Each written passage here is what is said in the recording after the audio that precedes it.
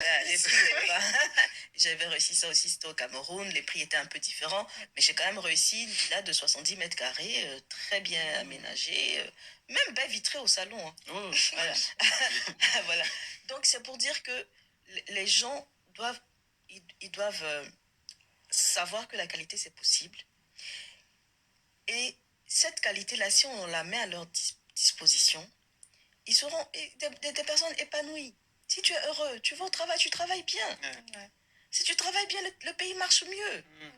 Si on réfléchit à titre, je pense, à l'échelle de la ville, si on réfléchit à créer des centres d'affaires qui ne sont pas si loin que ça des habitations, on réduit les embouteillages. Nous faisons 2 heures, 3 heures pour certains sur les voies, mais 2 heures, 3 heures de travail pour chaque individu que nous représentons. Vous imaginez l'argent que ça nous donne pour le pays? Ouais. Et tout ça, ce sont des affaires d'architecture. Donc je suis absolument convaincue que plus on a d'écoles d'architecture, bon évidemment, c'est pas à l'infini, c'est pas, voilà, mais pour avoir un nombre suffisant d'architectes dans nos pays, et que, c'est un petit appel à nos gouvernements, et qu'ils prennent la peine, donc nos dirigeants, aillent vers ceux qui connaissent, les experts dans leur domaine, pour les aider à construire nos pays. Je pense que si on le fait, sincèrement, je suis absolument convaincue de ça, on va faire des chiffres beaucoup plus importants. Ouais. Et tout le monde sera gagnant. Voilà, donc c'est quelque chose que j'apprécie, qu'il y ait un peu plus d'écoles d'architecture. Et je pense que la formation aussi, je ne sais pas si je peux en parler maintenant, ou ce sera une autre question. La formation aussi, on va la faire avec beaucoup de sérieux. Hein? Vous êtes des produits de l'école d'architecture d'Abidjan. Certains ont terminé à l'école d'architecture d'Abidjan, leur diplôme, travaillent dans des cabinets ici. D'autres ont continué leurs études en Europe, travaillent ici ou en Europe. Donc ça montre bien qu'on a pu former correctement nos premiers architectes. Ah, la première promotion en 4e année a eu un second prix au prix international Saint-Gobain.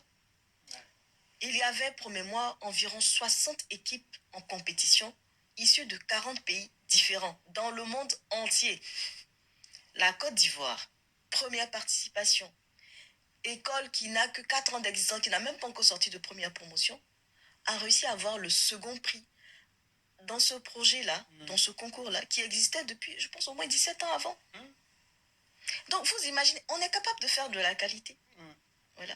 Et on vous a formé pour que vous aussi veniez combattre, continuer la mission d'embellir nos pays, la mission de fournir à chaque citoyen vraiment la qualité, je pense, à laquelle il a droit. Ça ne devrait pas être... ça ne devrait pas être une question d'élite. Hein? Si je vis dans un 60 mètres carrés, je dois avoir ma qualité dans mon 60 mètres carrés. Absolument. Si je vis dans un 400 mètres carrés, j'ai ma qualité dans... Mais j'ai le droit d'avoir un minimum. Un minimum. Petite anecdote, je pense que ça vous est arrivé, ça m'est arrivé en tout cas aussi, et je voyais chez vous aussi. Quand on commence l'architecture, on nous demande de faire les maisons. On fait des petites fenêtres comme ça. Des petites fenêtres de 60 par 60. Oui. Mais c'est parce on a ça dans la tête. C'est-à-dire, voilà, c'est ce qu'on voit, on pense que c'est ça, c'est bien. Moi, je me rappelle, ma professeure d'architecture me disait, première année, mais qu'est-ce que vous avez fait des petites fenêtres comme ça? Mais il y a de l'espace, faites des fenêtres. Je pense qu'il serait très content aujourd'hui, mes professeurs, s'ils voyaient mes projets. Mais voilà, c'est pour dire que oui, l'architecture, c'est très bien. Et c'est bien de former nos propres architectes. C'est bien qu'on n'ait pas forcément besoin de traverser l'océan pour aller se former ailleurs. C'est bien d'avoir la formation sur le continent. Nous sommes capables de bien former nos architectes. Et c'est une bonne chose. Et c'est à encourager. Et puis, sur le volet formation, comme je disais, si jamais j'ai l'occasion d'en parler tout à l'heure, je vous dirai ma vision. Donc, de la formation en architecture. On parle exactement sur votre vision, parce qu'on avait fait aussi un bon, allez, je vais m'arrêter là. Pourquoi je fais cette intro? Parce que je me dis, je tombe dessus comme ça parce que je suis très curieux, je regarde de tout, hein, naturellement. Et là, c'est sur Internet, des Ivoiriens, beaucoup plus jeunes. Je crois qu'il y a celle qui a parlé tout à l'heure, là, cette dame-là, qui a 42 ans. Et puis les autres un peu plus jeunes, la trentaine. Mais c'est extraordinaire, parce que moi, quand je vois ça, c'est avec enthousiasme, avec plaisir. Et je me dis, voilà, malgré le CFA, malgré l'emprise des impérialistes, malgré l'emprise des colonialistes, malgré le système de la France-Afrique, regardez ce que ça donne. Maintenant, quand je regarde ça dans mon analyse, c'est de dire, mais imaginez qu'on se débarrasse de l'impérialisme, qu'on se débarrasse du colonialisme et qu'on se débarrasse de la France-Afrique. Imaginez. Excusez-moi.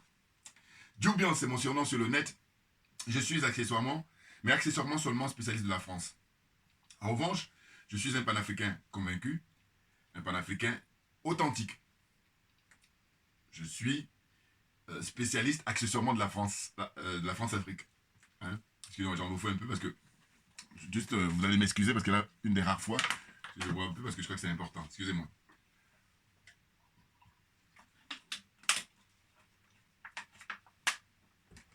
Voilà, toutes mes excuses.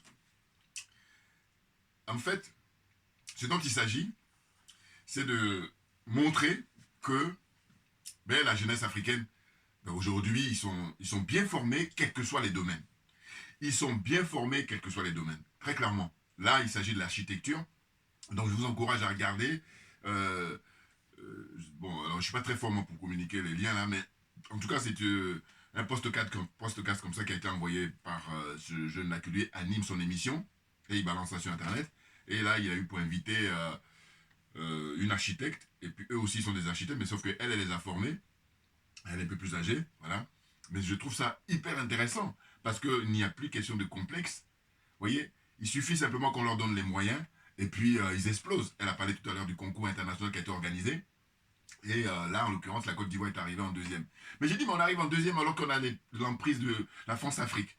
On a l'emprise du colonialisme, on a l'emprise du franc CFA et de l'impérialisme. Voilà. Donc, le combat que nous menons là, quotidiennement, c'est de pouvoir se débarrasser de tout ça, parce qu'en réalité, malgré toutes ces chaînes-là, vous voyez bien qu'on a une énergie, on a des énergies, on a, comment dire ça, de l'intelligence, du génie, qui ne demande simplement qu'à s'exprimer. Vous voyez? Donc, il faudrait que chacun, à sa place, fasse ce qu'il a à faire. Ce que je dis souvent, je dis, chacun de nous est doué doté d'énergie, doté de génie, qui est donné par la nature, d'énergie. Je parle beaucoup plus d'énergie. Voyez-vous?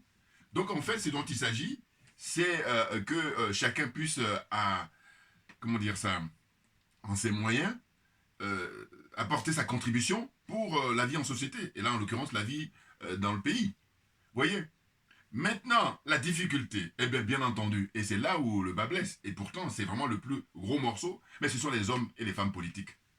Eh oui, ça se joue là-dessus. Toujours au quotidien, je pense à ça tout le temps pour l'Afrique, hein, naturellement. Parce que moi, je vis ici en France, et en Occident en général, et en France en particulier, et je vois que, mais il n'y a rien de sorcier. Il faut que juste chacun fasse ce qu'il a à faire. Il y a des règles, et donc il faut les appliquer. Et c'est vrai que c'est toujours en construction, mais encore faut-il qu'on démarre. Or là, on est dans une situation où il y a des gens qui débarquent et puis qui confisquent tout et qui font n'importe quoi.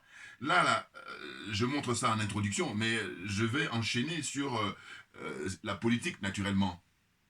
Parce que le président Laurent Gbagbo, il a été écarté de la liste électorale. Bon, lui et puis Charles Blé Goudé. Bon. Mais ce qui se passe, c'est quoi? C'est qu'il n'y a rien d'étonnant. Il n'y a rien d'étonnant. Hein, je regarde de temps en temps Awa Dombelo, qui est un des collaborateurs du président Laurent Gbagbo, qui lui est un homme très respectable parce qu'il est respecté dans les BRICS. Vous voyez? Il travaille pour les BRICS, les représentants de l'Afrique. Et les BRICS, c'est qui? C'est le Brésil, c'est la Russie, c'est l'Inde, c'est l'Afrique du Sud, et puis la Chine. Vous voyez? Et puis maintenant, il y a d'autres pays là qui sont ajoutés récemment, qu'on appelle les BRICS+. Mais les pays fondateurs, les de base, voilà, c'était, au départ, c'est combien, 4 ou 5 pays là. Voilà. Voyez-vous? Donc, Awa Dombelo, il bat campagne, et je l'ai vu là, quelques fois dans les images, où il dit, mais en fait, ce dont il s'agit aujourd'hui au XXIe siècle, c'est que l'Afrique puisse se prendre en charge pour profiter de ses richesses. Or, jusqu'à présent, depuis des siècles, ce sont les autres qui profitent de la richesse de l'Afrique. Bon, le recul qu'on a aujourd'hui au XXIe siècle, on ne l'avait pas au XIXe et au XXe. Donc moi, c'est ça qui me met en colère. C'est ça, ma colère. C'est de dire, mais attendez, comment se fait-il qu'on a du recul et puis là, on va rester dernier? C'est pas possible. Vous voyez, là, je montrais les jeunes gens, là. Ils sont plus jeunes que moi, hein, mais en tout cas, c'est des adultes. Hein, c'est des gens responsables. Hein, voilà, ils ont même leur situation professionnelle et puis familiale et sociale, tout ça. Donc voilà, ils ont une assise. C'est des architectes. Donc voilà, c'est une classe moyenne, supérieure même. Bon. Donc voilà, il faut juste que quand ils en ont besoin, on leur donne les moyens. Elle parle tout à l'heure de construire des écoles, beaucoup d'écoles d'architecture, parce qu'elle, elle expliquait que, effectivement, la Côte d'Ivoire, par exemple, c'est l'agriculture qui avait été mise en avant par le premier président Houphouët-Boigny. Mais elle dit, mais dans un pays, n'importe lequel, l'architecture compte beaucoup. Bien entendu, bien entendu. Parce que il faut qu'il y ait des infrastructures bien installées, et puis les gens s'épanouissent naturellement, et chacun va à ses occupations, dans le respect des lois, dans le respect des tests qui régissent la société.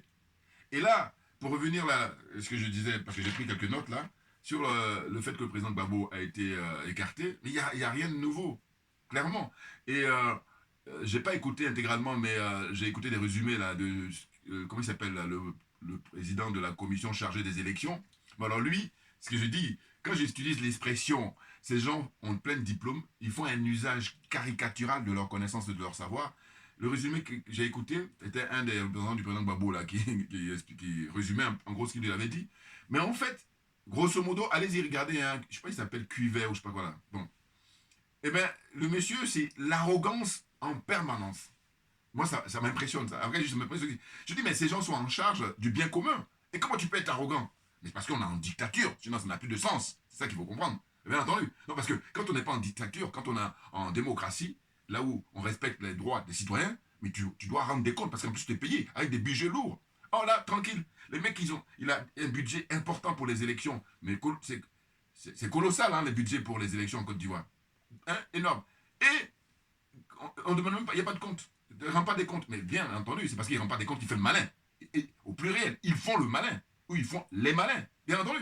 Parce que quand tu as des comptes à rendre ici dans des pays où on respecte les citoyens, tu fais moins le malin. La France, je mets toujours la France en parenthèse. Je parle des autres pays. Voilà. Parce que je vous dis ici, le gars, il vole 1000 euros, on dit non, non, non, 100 000. Vas-y. Et c'est pour ça que, voilà. Aimé Césaire, il faut toujours retenir qu'il a dit à l'époque que le malheur de l'Afrique, c'est d'avoir rencontré la France. Voilà. Aimé Césaire, Dixit. Voilà. On va avancer. Bouya, on y va. Donc, ce que je veux dire par là, c'est que j'ai dit, mais finalement, avec l'école française, on n'a pas été à bonne école. C'est le moins qu'on puisse dire. C'est le moins qu'on puisse dire. Voilà.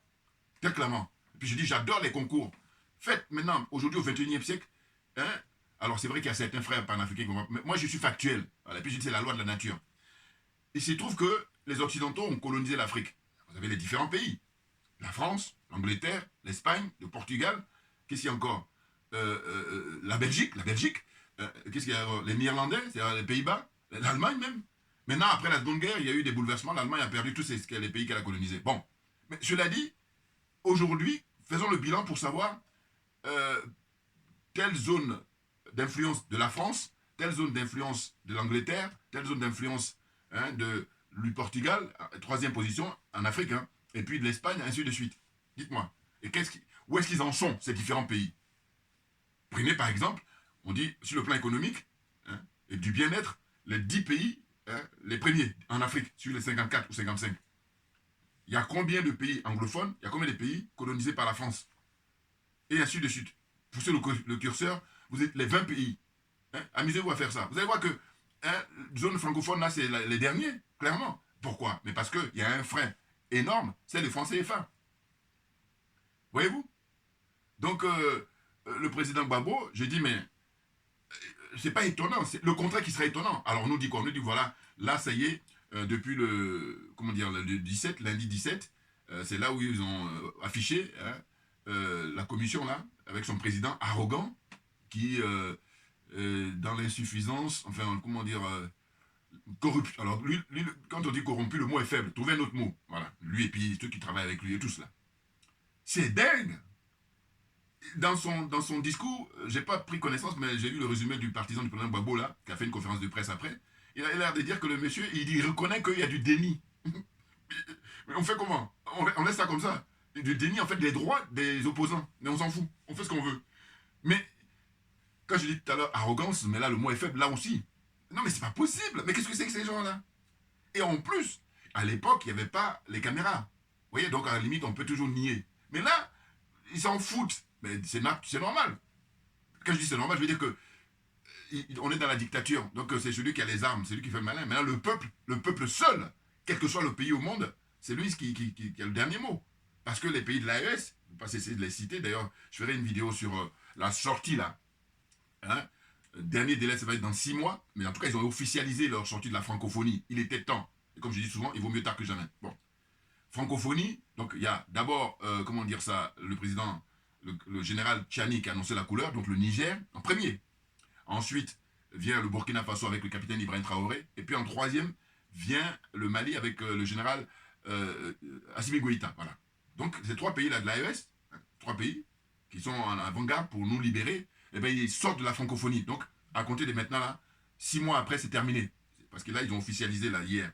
Maintenant, quand hier ou avant-hier, en tout cas, ils ont officialisé. Et là, dans 6 mois après, c'est terminé. Ils n'ont plus rien à voir. Et puis, on est en train de réfléchir, comme disait un frère panafricain, il a dit maintenant, la prochaine étape, ça va être peut-être l'Union africaine. Non, parce qu'à un moment donné, quand vous adhérez à une association, quand vous adhérez à un parti politique, c'est du donnant-donnant.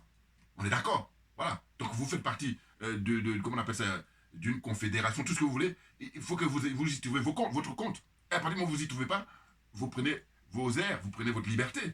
Ah ben oui, sinon vous êtes des esclaves. Ah ben c'est tout simplement ça, excusez-moi. Ah oui, bien entendu. À partir du moment où vous ne trouvez pas votre compte dans la situation, enfin, l'association, le parti politique, qu'est-ce qu'il y a encore? Toutes les organisations là. Si vous ne trouvez pas votre compte, vous restez, bon, mais vous êtes dans une situation de faire valoir et d'esclaves. Voilà. Et si vous dites que vous n'êtes pas un esclave, eh bien vous partez. Et partir, c'est normal. Voilà. Parce que c'est du donnant-donnant. N'importe quoi. Donc là, je ferai une vidéo, là, pas aujourd'hui, ou enfin, quand j'ai le temps, sur la sortie du Niger, du Burkina et du Mali, de la francophonie. Bouillard, on est trop bon. Alors, là, pour la suite. Non, mais... Parce qu'on est dans l'environnement de la France-Afrique. Et puis, ces 3 pays-là, mais heureusement, c'est pour ça que je dis tous les jours qui passent, je dis, mais franchement, il faut les protéger, il faut les soutenir, parce que sinon, vous imaginez, on assiste à ça. On assiste à la libération de l'Afrique. On a une chance extraordinaire. Il y a des générations qui en ont rêvé. Bon, évidemment qu'ils ont commencé, et puis c'est à nous. Hein. Toujours, on en revient à la fameuse phrase, je vous dis, Fanon, Frantz Fanon, hein, un des dignes fils pour la libération de l'Afrique, qui a fait sa part, qui a écrit des bouquins, mais qui vont rester toujours, j'ai failli dire au Panthéon. En tout cas, c'est du lourd, c'est du très lourd. Voilà, les bouquins de Frantz Fanon. Bon. Donc, sa fameuse phrase, je dis toujours, j'adore, c'est chaque génération doit, dans une relative opacité, découvrir sa mission. Voilà. Tu découvres ta mission, soit tu l'as trahi, fais comme tu veux, ou soit tu l'accomplis. Nous, on a décidé d'accomplir notre mission. Voilà. Et la mission, quoi? C'est de libérer l'Afrique de l'emprise, là. L'aliénation, libérer l'Afrique du complexe, libérer l'Afrique de la corruption. Alors, évidemment, la corruption, je dis, bon, ça va toujours exister, mais faire de manière à ce que ça soit réduit à un taux le plus faible. Voilà, c'est ça dont il s'agit. C'est parce qu'il a un taux très élevé. Hein, les cuverts, là, le président chargé de la commission en Côte d'Ivoire pour les élections, arrogance totale, le budget qu'on lui donne pour organiser les élections, mais c'est énorme, vous imaginez. Et là, lui, il prend ça, lui et ses amis, hein, et puis ces gens qui travaillent avec lui, là, ils mettent ça sur leur compte en banque, ils ont un train de vie très élevé. Alors que cet argent-là, on pourrait l'utiliser pour donner, ceux qui n'ont pas à manger, on leur donne à manger, ceux qui n'ont pas à s'éduquer. Hein, et puis les gens qui ont le doctorat en Côte d'Ivoire, on met en prison parce qu'ils revendiquent qu'on leur donne du travail. Est-ce que vous réfléchissez, enfin, est-ce que ça tient la route, ça? N'importe quoi. Alors, je cherche la lumière, c'est pour ça que vous voyez bouger là. Parce que c'est pas évident. Enfin bon, toutes mes excuses, parce que quelqu'un diront tu peux régler ça avant, mais bon, je fais ce que je peux. Voilà.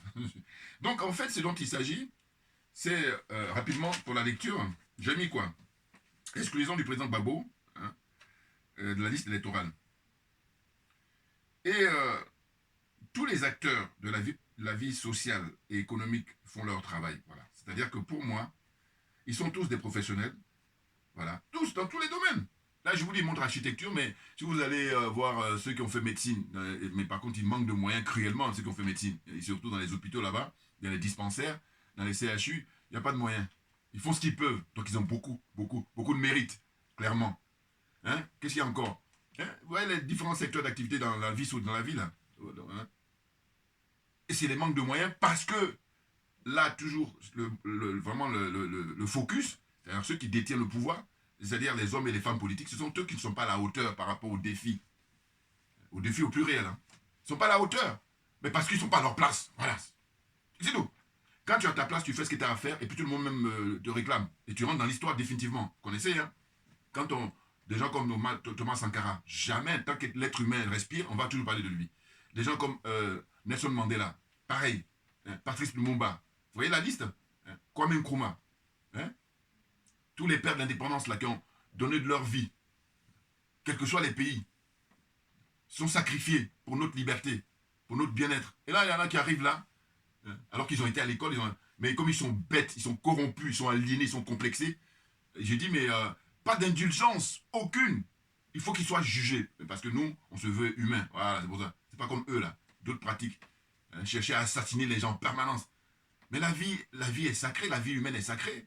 Pourquoi vous estimez que non? N'importe quoi. Des nazes. Alors, on y va.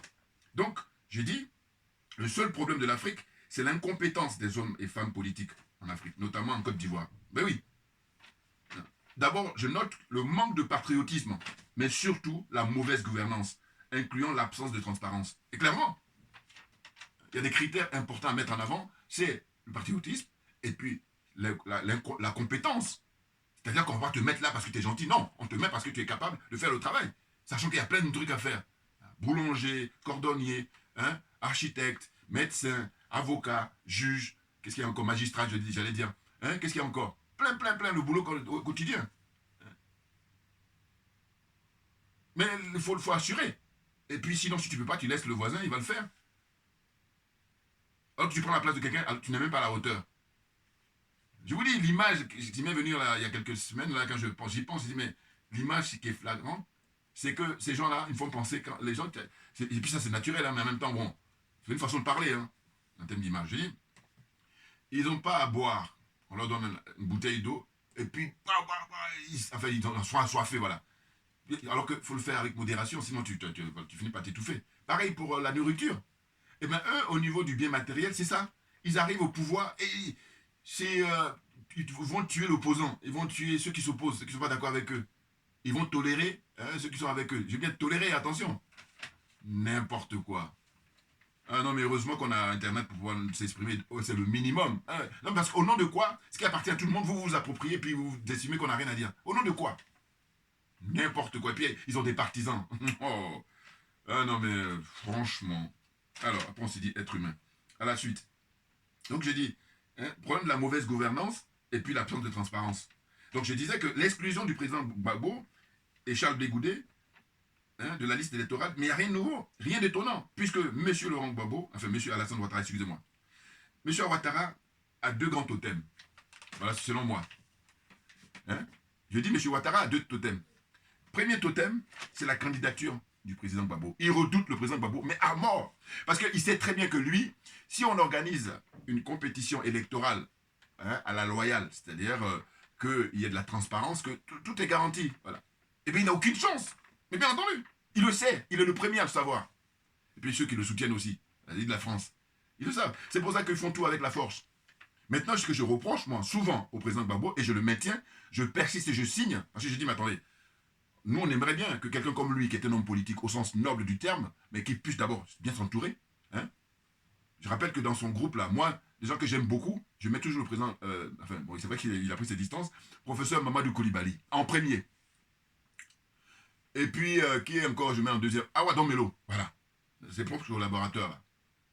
Et puis, je mets même en troisième aussi un de ses collaborateurs, enfin, il n'est pas proche, mais en tout cas, il est dans son parti, c'est un député, là, de l'Ouest, de Fakobli, oui. Parce que lui, j'oublie son nom là, excusez-moi. Mais je veux dire que, voilà, mais je garde toujours à l'esprit, parce qu'il a été courageux. Un jour, il a pris la parole à l'Assemblée nationale, en tant que député, voilà, il fait son boulot, et il a dit, mais les bases militaires là, on en est où? On ne va pas les garder là? Voilà. Il a mis le doigt là où il faut. Oh, quand il a dit ça, quand j'ai vu ça, j'ai pris connaissance de ça, je me suis dit, mais il y en a combien qui parlent comme lui là? Enfin, en tout cas, que le même état d'esprit là, pour dénoncer, voilà, le fait qu'il y ait des bases militaires, ça remet en cause votre fameux indépendance ou pseudo-indépendance d'ailleurs, c'est même plus la peine de parler de, comment on appelle ça, souveraineté, c'est pas la peine. J'oublie son nom là, excusez-moi, parce que il y en a plein qui vont m'en vouloir, mais bon, c'est parce que, voilà, mais voilà, ça me revient comme ça et peut-être ça va me revenir naturellement son nom, mais en tout cas, il est député de Fakobi là-bas. Bon. À un moment donné, c'est bon quoi. Qu'est-ce que c'est que ces gens-là? On sait quels sont les problèmes, et puis, ils vont, sous prétexte qu'ils vont prendre de l'argent, évidemment, ben, ça se joue là-dessus, c'est pour ça que je parle de corruption. Hey, on prend l'argent, et puis comme ça on la ferme. N'importe quoi. Les militants de la servitude volontaire, voilà comment ça s'appelle. Militants de la servitude volontaire. Après vous dites que vous êtes des êtres humains. Non. Vous avez renoncé à votre dignité. Et dès lors, vous n'êtes pas des humains. Vous n'êtes pas des êtres humains. Voilà. Bien précisé. N'importe quoi. Enfin bon. Donc, je poursuis. Je dis que la candidature du président Gbagbo a été écartée, il n'y a rien d'étonnant. Hein? C'est clair, parce que M. Ouattara, je disais qu'il avait 2 totems. Premier totem, c'est le président Gbagbo. C'est son totem. Et parce que, voilà, parce que M. Ouattara n'est pas un homme politique. Par contre, lui, paradoxalement, il sait s'entourer. Il fait les bons choix. Mais bien entendu. Mais malgré qu'il fasse les bons choix, si on organise les élections régulièrement avec toutes les garanties, mais il n'a aucune chance. Et c'est pour ça, comme il sait qu'il n'a aucune chance, c'est pour ça qu'il ne veut jamais mettre la candidature du président Gbagbo. Là, on est curieux de savoir comment ça va se passer maintenant. Parce que le bras de fer, ça fait longtemps que ça dure, mais là, maintenant, on approche. Puisque les élections sont prévues, je crois, la dernière semaine d'octobre 2025. Voilà. On approche. Et le pire, c'est le fait que c'est pas comme si on ne sait pas. On sait. Mais il y a une approche comme ça. Je sais pas, l'amateurisme. J'ai dit, mais écoutez, de vous à moi, quand vous jouez contre un amateur parce que vous êtes amateur, vous avez des chances. Mais quand vous avez un professionnel en face, les professionnels, M. Ouattara, j'ai précisé qu'il n'était pas un homme politique, mais par contre, il a le soutien de la France, il a le soutien de l'Occident, et le soutien des adeptes de l'OTAN, là. C'est lui, il est leur, comment dire ça, homme de terrain. Bon, eh bien, il a leur soutien. Donc, en face, tu as du lourd. Et toi, tu fais comment si tu veux vraiment le gagner? Ben, évidemment que tu as le peuple avec toi, mais comment tu vas faire pour convaincre le peuple? Il faut trouver le truc pour convaincre le peuple. Or là, moi, ce que je reproche, il y a beaucoup de choses que je reproche, mais ce qui est beaucoup plus flagrant du moins, excusez-moi, le président Gbagbo. Donc, premier totem, c'est le président Gbagbo. Deuxième totem, c'est l'armée française. Voilà. Mais, pour ne pas que je m'y perde, le président Gbagbo, il rentre en Côte d'Ivoire en juin 2021. Donc, ça fait combien? Ça fait facilement, ça va faire 4 ans, sur en 2025. 4 ans, 5 ans qu'il est rentré en Côte d'Ivoire. Et quand il rentre en Côte d'Ivoire, si on fait les calculs, le nombre de fois qu'il a été voir M. Ouattara, il a rencontré M. Ouattara au moins 3 fois. Au moins, si ce n'est pas plus. 3 fois, c'est sûr. Dans les circonstances, genre avec le président feu Henri Konan Bédié. Et puis, chaque fois, ils sont allés le voir, M. Ouattara. Mais moi, je disais, regardez mes vidéos anciennes, je disais, mais pourquoi il n'y a pas eu de préalable? Mais c'est indispensable. Oh, ça, c'est mon bon sens. Vous vous rendez compte? Ouais. Oh là là là là. Le préalable, c'est quoi? C'est d'abord la réconciliation nationale. On fait le point, on en est où? Parce que M. Ouattara, il sait très bien le paradigme qui est le sien.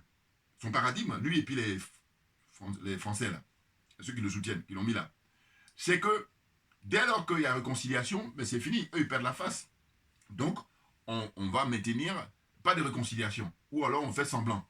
Voilà. Que je te nomme un KKB corrompu, je suis content même qu'on n'entende plus parler de lui. Il faut qu'il s'explique un jour. Vous voyez? Et puis que je te l'enlève au moment où je veux. N'importe quoi. Tout ça qu'ils disent qu'ils viennent faire de la politique alors que non. Venez là pour chercher à vous enrichir. Non, allez-y, travaillez à la sueur de votre front honnêtement. Là, vous méritez du respect. Mais autrement, si c'est pour venir se mettre en politique et puis pour gagner de l'argent, mais aucun mérite. C'est plutôt du mépris que j'ai moi pour vous. Ah, bien entendu, parce que je dis, c'est de l'argent public, c'est de l'argent qui appartient à tous les citoyens. Donc à partir de là, tu n'as aucun malin à faire. Vous n'avez aucun malin à faire. Clairement. N'importe quoi. Ah, si vous savez. Voilà, donc la suite, c'est les bases militaires. Voilà, c'est le deuxième totem de M. Ouattara. Mais c'est normal. Pourquoi? Il ne pourra jamais enlever les bases militaires. Parce que s'il enlève les bases militaires, les heures qui suivent, il saute. Donc, il n'est pas bête. Enfin, je veux dire, n'importe qui. Hey, les bases militaires garantissent son règne, garantissent son pouvoir, garantissent... qu'est-ce que vous voulez que je dise encore? Même si on dit qu'il y a d'autres pays qui... Mais les bases militaires, quand on nous fait croire que ouais, ils ont fermé à Port-Boué, c'est pas vrai. Parce que je dis, si on veut nous convaincre, allez, il y a l'exemple des pays de l'AES. Point. Et même eux, ils enfoncent encore les clous au fil des jours, des semaines, des mois et des années. Là, ils ont annoncé officiellement qu'ils sortent de la francophonie. C'est pas rien. Parce que la francophonie, au départ, elle est bien, puisque c'est la langue. Si vous parlez plusieurs langues, vous êtes beaucoup plus riche. En tout cas, au point de vue intellectuel, au point de vue ouverture d'esprit, que n'importe qui. Mais donc, au départ, parler une autre langue, c'est très enrichissant. Mais par contre, la France, comme d'habitude, a instrumentalisé cette organisation-là pour mettre au service de la politique. Mais parce qu'elle a en face d'elle des nègres. des négros qui sont aliénés, qui sont complexés, qui sont corrompus. C'est pour ça qu'elle joue ce jeu-là. Et c'est pour ça qu'on doit se féliciter de la sortie du Mali, de la sortie du Niger et la sortie du Burkina Faso. Cette organisation-là qui est politisée. Comme ils ont politisé G5 Sahel, qu'est-ce qu'encore ils politisent? La CEDEAO, comme ils politisent la CEDEAO, alors que la vocation au départ de la CEDEAO, c'était économique. Vous voyez? Donc en fait, eux, ils récupèrent ça et puis ils font à leur sauce. Bon, à la limite, je vous dis, on va arrêter de les accuser, mais c'est nous maintenant, nous-mêmes, qui sommes les premiers responsables. Et je dis, tu vois encore, quand on se veut honnête, c'est comme ça qu'il faut procéder. Et donc, faut voir autour de nous quels sont ceux qui font le jeu pour défendre les intérêts de l'Afrique et quels sont ceux qui ne le font pas. Puis qu'on ne nous prenne pas la tête avec des choses de charlatans, là. Raconter leur vie pour faire diversion. Non, on n'a pas le temps. Voilà.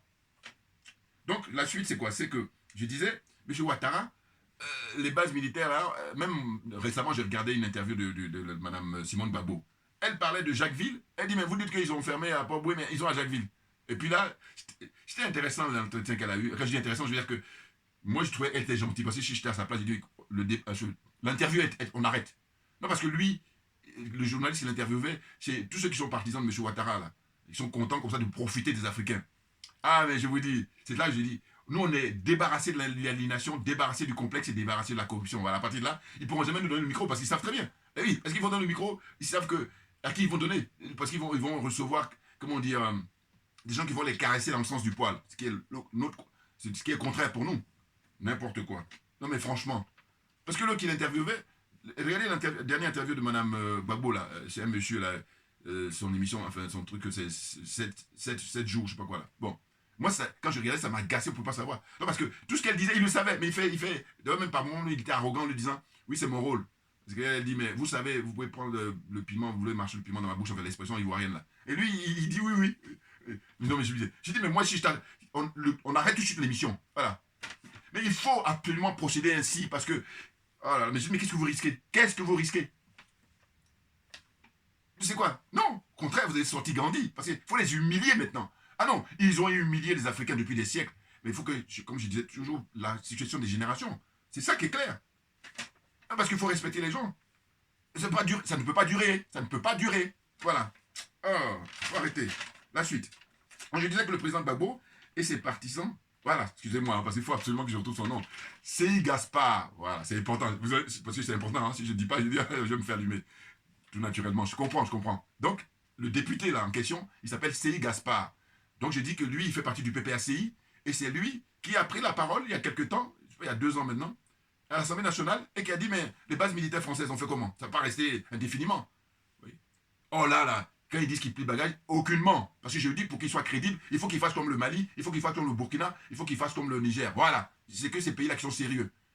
Pour notre libération, clairement. Sinon, le reste, là, c'est des corrompus, des aliénés, des complexés, et puis qui nous fatiguent. Perdent notre temps. Voilà. Les choses sont claires avec moi. Oh, on y va. La suite. Donc, j'ai dit, le président Gbagbo et ses partisans doivent s'en prendre qu'à eux-mêmes, clairement. Je dis, le président Gbagbo est revenu en Côte d'Ivoire en 2021. Il a rencontré M. Ouattara à 3 reprises, au minimum. Hein? Or, tout ça, c'est à l'avantage de M. Ouattara. Et surtout, sans préalable. Il n'y a pas eu de contrepartie. Alors que se pose la question de la réconciliation nationale. Ah oui. Il n'y a aucune réconciliation. Ça ne les intéresse pas. Parce que ça remet en cause leur paradigme. Maintenant, chacun son paradigme. Nous, notre paradigme, c'est dit, bon, il y a des préalables. Réconciliation. Donc, ce que j'ai dit, ceux qui prennent en marche mes vidéos, j'avais dit dans la vidéo passée, j'ai dit, mais le président Gbagbo, normalement, quand il est rentré en Côte d'Ivoire en juin 2021, quand M. Ouattara, à chaque fois, lui demandait de le rencontrer, d'abord, une première fois, c'est dit, mais monsieur, je veux bien vous rencontrer, parce que nous sommes tous des fils du pays. Et nous sommes tous des Africains. Bon, mais cela dit, il y a un préalable. C'est quoi le préalable? C'est par exemple, vous en êtes où? Dites-nous pour la réconciliation nationale. Premier point. Deuxième point, alors que ça fait partie de la réconciliation, tous les prisonniers politiques qui sont là-bas, et le pire, il y en a beaucoup qui sont morts. Vous vous rendez compte? Mais au nom de quoi? Point bien qu'appartient à tout le monde. Vous voyez, c'est ça qui me met hors de moi. Donc j'ai dit, il devait faire ces préalables-là. Et de dire quoi? Et de dire, écoutez, si vous voulez me rencontrer, il faut que vous libérez déjà tous les prisonniers politiques. Tous. Sans exception. Tous. Voilà. Ça, c'est un préalable. Parce que le truc de réconciliation, ça commence par là. Voilà. Oh là, il ne fait pas ça. Il va le rencontrer, toujours dans l'espoir de... non, mais c'est fatigant, hein. Oh, on ne peut pas imaginer. C'est dingue. Donc voilà, mais quand le débat il est très élevé, hein, quand on n'est pas à la hauteur, on s'assoit, on prend des notes. Ce que je veux dire par là, c'est quoi? C'est que les gors là, eux, ils veulent rien savoir. Mais c'est votre problème. Parce que je dis, vous êtes rentrés en religion, alors que jusqu'à preuve du contraire, nous ne sommes pas en religion, nous sommes en politique. Voilà. Donc c'est une question d'idée, une question d'argument. Voilà. C'est clair.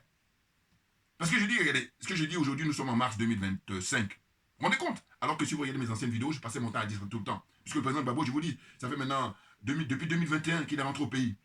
Mais si il avait justement fait ces préalables-là, à la limite, qu'il n'ait pas fait à la première rencontre, bon. Mais il y a eu plusieurs. Donc, deuxième rencontre, là par contre, tu ne bouges plus. Tu dis, bon, moi, d'abord libérer tous les prisonniers sans exception, c'est pas on fait au compte-goutte. Non, non, non, non. Et puis après, maintenant, on va enchaîner maintenant sur la Constitution nationale. Si ces préalables-là, tu veux les respecter, on va se rencontrer. Mais si tu ne veux pas les respecter, aucune rencontre. Mais donc, aujourd'hui, on doit avancer. C'est qu'il faut des études là, sciences politiques, n'importe quoi. Vous êtes des... Hein? Non, mais je veux dire, le débat, parce que ça concerne le domaine dans lequel on est. Je précise toujours. Moi, j'ai dit, il y a des domaines où je ne suis pas bon, je ne suis pas de malin. Au contraire, je peux même mettre en avant. Et il y a des jeunes frères là qui sont architectes. Je préfère les écouter parce que c'est leur domaine. Voilà. Mais quand ce n'est pas ton domaine, laisse ton frère ou ton frère ou ton ami qui s'y connaît, on va tous gagner. Moi, je milite pour que tout le monde gagne. Ce n'est pas le cas de ces gens-là. C'est ça le problème. Vous voyez?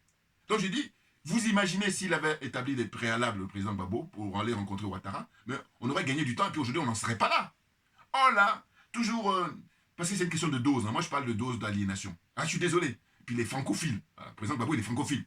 C'est-à-dire que lui, il est toujours dans l'espoir que, bon, mais on va leur... Non! En fait, tu veux te libérer. La liberté, elle s'arrache par définition. C'est connu, c'est vieux comme le monde. Vous voyez? Et donc, il veut sa liberté, mais il veut négocier. Non, on ne négocie pas la liberté, tu la prends. Toujours, on en revient, mais je dis, mais heureusement, vous savez, quand s'il n'y a pas l'AES, vous vous rendez compte? Parce que malgré qu'il y a l'AES, il y en a qui sont en train de piétiner encore, même qui font marche arrière. Donc, c'est dire qu'ils ont arraché. C'est tout, point.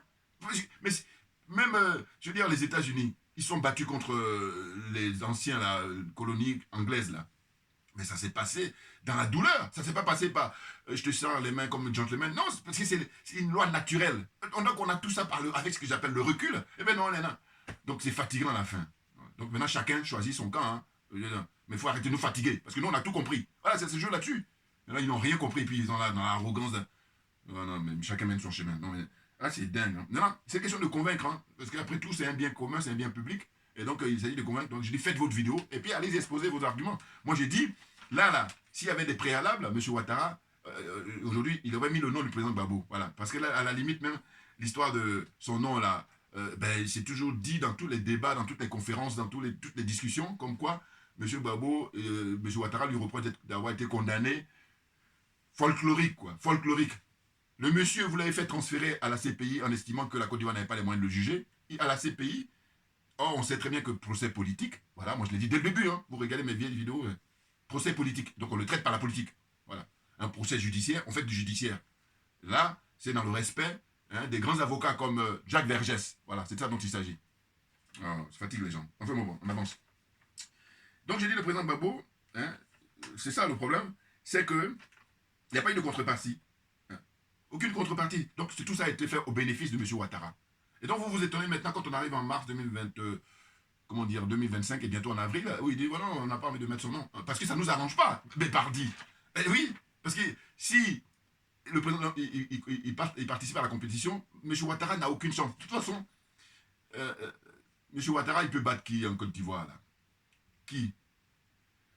Je crois que le président Gbagbo, il n'y a pas match. Voilà, comme on dit au pays. Il n'y a pas match. Maintenant, on va voir, même face à Tidiane Thiam va gagner. Donc, à la rigueur, ça se joue. Bon, là, je lui donne un peu de chance, hein, mais peut-être les petits candidats. Voilà ce que je veux dire. Voilà. Comprenne qui veut, comprenne qui peut. Oui, les petits candidats. Mais autrement, il y a des. Parce que dans n'importe quelle situation, hein, quand il y a une compétition, vous avez des poids lourds. Voilà. Donc, c'est la loi naturelle, là aussi, pareil. Il faut la respecter, c'est tout. Voilà. Moi, parce que je me veux honnête. Voilà. Ma religion, c'est la vérité et la justice. Donc, les poids lourds, M. Ouattara n'a aucune chance parce que son bilan, c'est que de façade. C'est que de l'illusion. C'est que des dettes. Une dette monstrueuse pour que les générations à venir payent. Donc on est dans une escroquerie morale dans un premier temps et escroquerie matérielle, clairement. Alors la suite. Donc, il y a un truc qui m'a choqué, mais eux, ils prennent plaisir, hein. C'est le cas, donc j'ai dit, des prisonniers politiques détenus à la Maca. Vous savez ce qui s'est passé? Monsieur Ouattara, il s'est conseillé là, parce que je ne sais pas si c'est lui qui a eu l'idée, hein, un de ses conseillers qui a eu l'idée. Eh bien, Maca, c'est la maison d'arrêt et de correction d'Abidjan. Voilà. MACA. Ils ont transformé ça, paraît-il. Maintenant, c'est plus la MACA, on n'appelle plus la MACA, on dit PPACI. Donc, en fait, ils sont amusés à prendre le nom du parti du président Gbagbo pour le ridiculiser encore plus. Lui et puis ses partisans, hein, naturellement.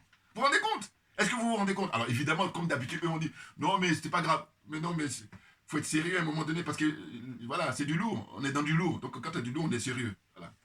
Ou alors, leur expression qui dit, moi, j'adore, enfin, je supporte pas, c'est on laisse ça à Dieu. J'aime pas ça. Non, parce que je dis, ça mène à quoi on laisse à Dieu, là? Non. On doit se battre. Et puis, Dieu va venir après à ton aide. Par exemple. Bon, je dis les gens. À ce jour, voilà, je disais qu'il y a encore des prisonniers politiques et surtout ceux et celles qui sont morts. Voilà. Il y a plein qui sont morts en prison.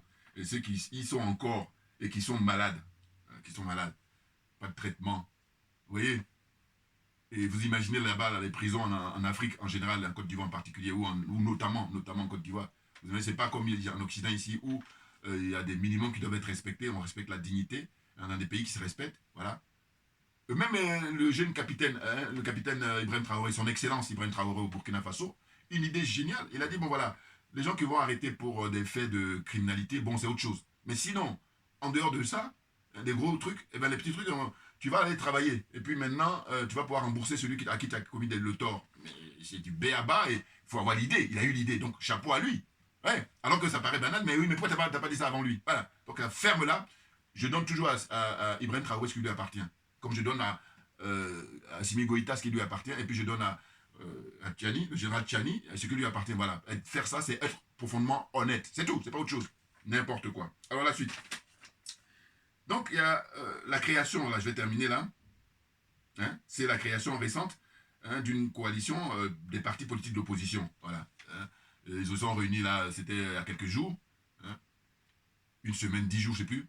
Et c'était Madame Simone Gbagbo qui est la porte-parole. Et donc, finalement, ce rassemblement-là, on retrouve tous les partis politiques d'opposition, pratiquement, sauf celui du président Gbagbo, le PPACI, et puis celui de Guillaume Soro. Enfin, Soro Guillaume. Mais vous savez très bien ce que je pense de Guillaume Soro, avec Niamsi et tout ça, voilà. Parce que je dis, eux, s'ils faisaient preuve de patriotisme, ils faisaient preuve de respect vis-à-vis du peuple africain, on aurait gagné du temps. Or là, ce n'est pas le cas. Ils sont dans une situation d'imposture permanente. Et j'aime beaucoup le surnom qu'a donné à Niamsi le frère Valsero. Il a dit, c'était un intellectuel à gage. C'était un philosophe à gage. Et là, c'est du lourd, c'est du très lourd. Bouya! Là, je suis sûr que Niamsi, il y a plein de gens qui le connaissent, qui me disent, non, non, ne réponds pas parce que sinon, c'est comme tu mets de l'huile sur le feu. Donc, fais comme tu fais, fais profil bas. Voilà. Non, mais c'est ce que je leur demande. Je dis, Soro, prends ta retraite politique. Parce qu'avec tout ce que tu as fait au peuple africain en général, puis le peuple ivoirien en particulier, alors on me dira toujours, oui, mais il n'est pas le seul. Oui, mais sauf que, attendez, excusez-moi, le pire pour moi, regardez le président Henri Konan Bédié à un certain âge. Voilà.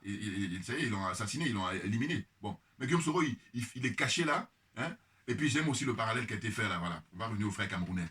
En fait, Maurice Kamto, il est là-bas au Cameroun pour résister. Alors on me dira toujours, oui, mais il a été en prison et puis après on l'a libéré. Et que si c'est en Côte d'Ivoire, M. Ouattara, il va les. Ben oui, mais non, mais attendez, quand ces gens-là, Soro, quand il occupait le poste de ministre, quand il occupait le poste de secrétaire d'État, quand il occupait le poste de président de l'Assemblée nationale, c'est pas n'importe quoi. Vous voyez? Donc il était bien content. Bon, maintenant, moi, ce que je lui demande, je dis, bon, essaie de nous restituer, toi et ton ami Niamsi, là, dans un bouquin, hein, donnez-nous tous les détails de ce système-là. Oh, ils veulent pas. Et voilà. Et ça, je dis, non, c'est non négociable. Voilà, c'est pour ça qu'il dit, Soro, il compte pas pour moi. Voilà. Ah là, chacun a ses choix. Moi, ma religion, c'est la vérité et la justice. Donc, vous pensez bien que je reste cohérent avec ma religion qui est la vérité et la justice. Point barre. Voilà. Donc, on termine. Parce que je disais que cette coalition-là, bon, voilà, vous avez le PDCI, vous avez le parti de Mme Gbagbo, vous avez le parti du frère Blé-Goudé, Charles Blé-Goudé, Charlie. Alors, là, il y a un truc qui s'est passé, c'est qu'il est à Paris, là. Enfin, il est peut-être retourné maintenant en Côte d'Ivoire, mais il est venu là, et je ne savais pas. Voilà, je savais pas, et du coup, j'ai vu ça après coup. Voilà, il était venu au Salon du Livre pour dédicacer son nouveau bouquin, là. Et je dis, bon, mais voilà, c'est la vie. Mais c'est vrai que si je savais ça auparavant, je serais allé à sa rencontre naturellement. Parce que la dernière fois que je suis allé le voir, il était venu à un meeting. Là, il n'était même pas encore rentré en Côte d'Ivoire. Et ça s'est passé à la porte de la chapelle. Et je lui dis, salle archi comble. Voilà, c'est-à-dire le charisme qu'il a. Donc là, il est passé là récemment à Paris. Et puis, je ne savais pas. Voilà. Donc, je m'étais dit, je dis, prochaine fois, je vais mettre Google Alert. Voilà, Charles de Goudé, comme ça, c'est le passage au moins. Voilà. Non, mais c'est bon, quoi. Donc, eux, ils sont réunis, et puis, en gros, ils disent que, voilà, c'est pas un parti au sens de prendre le pouvoir immédiatement, non. C'est juste prendre conscience que, M. Ouattara, on vous demande un préalable, hein, qu'est-ce qu'il en est des règles pour organiser les élections. Bon.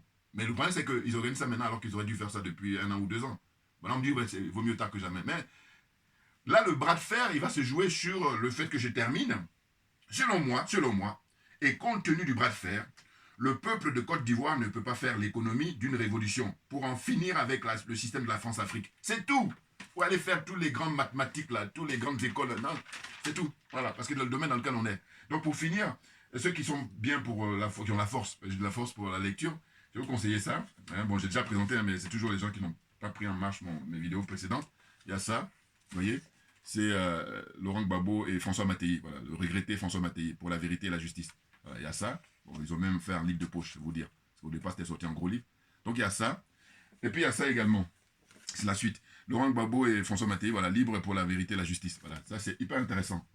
Voilà, il a vidé son sac, mais je vous dis, c'est une chose, mais le fait qu'il n'ait pas demandé des préalables à M. Ouattara avant d'aller le rencontrer, voilà, c'est une erreur historique. Voilà. Et puis là, maintenant, il est en train de payer le prix, là, lui et ses partisans. C'est tout, hein. À un moment donné, il faut qu'on soit sérieux. Vous voyez. Et enfin, je termine avec ça, c'est un livre qui est écrit par M. Pascal Hérault et Jean-Pierre Bala, ça s'appelle France-Afrique, opération secrète, affaire d'État, voilà. C'est toujours pareil, j'ai dit ceux qui veulent continuer la lecture. Merci beaucoup à vous tous pour votre attention, et puis à très bientôt, on ne lâche rien, comme j'ai pour habitude de dire, mais parce que c'est nous qui avons raison, c'est clair.